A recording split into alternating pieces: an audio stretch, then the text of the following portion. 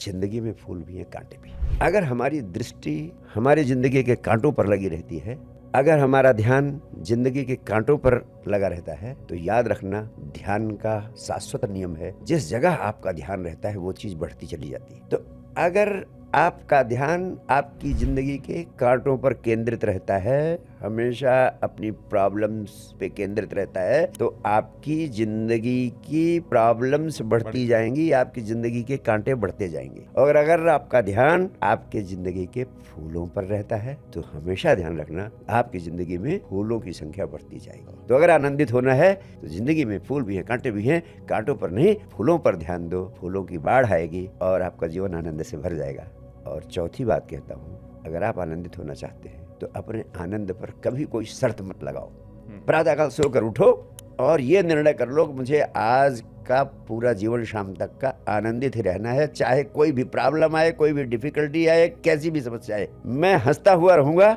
और कैसी भी परिस्थिति हो, आप एक दिन इस संकल्प को पूरा करो। एक दिन अगर आप इस संकल्प को पूरा कर लोगे तो मैं आपसे कहता हूँ दूसरा दिन इस संकल्प को पूरा करने में बड़ी आसानी होगी, तीसरे दिन और आसानी होगी, चौथे दिन और आसानी होगी, और 40 दिन आप इस संकल्प को पूरा कर लो तो परिस्थिति कुछ भी रहे, आपके आनंद को कोई भंग नहीं कर सकता।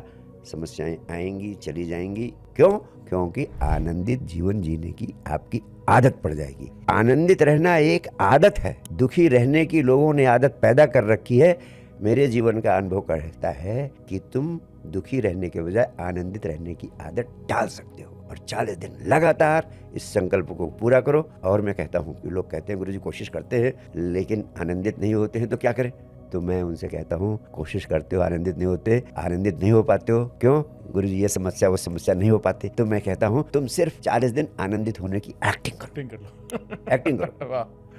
ट्रू। और एक्टिंग तो करने में हर व्यक्ति माहिर है, एक्टिंग तो कर ही सकता है हर आदमी। Yes sir no? बिल्कुल कर सकते। तो 40 दिन एक्टिंग करो। एक्टिंग करते करते एक दिन आएगा कि एक्टिंग असलियत में रूपांतरित हो जाती है। जीवन ऊर्जा का एक नियम है, अगर समग्रता से कोई कृत्य करते हो तो वो कृत्य असलियत में रूपांतरित हो जाता है। ये मनोविज्ञान का सूत्र है।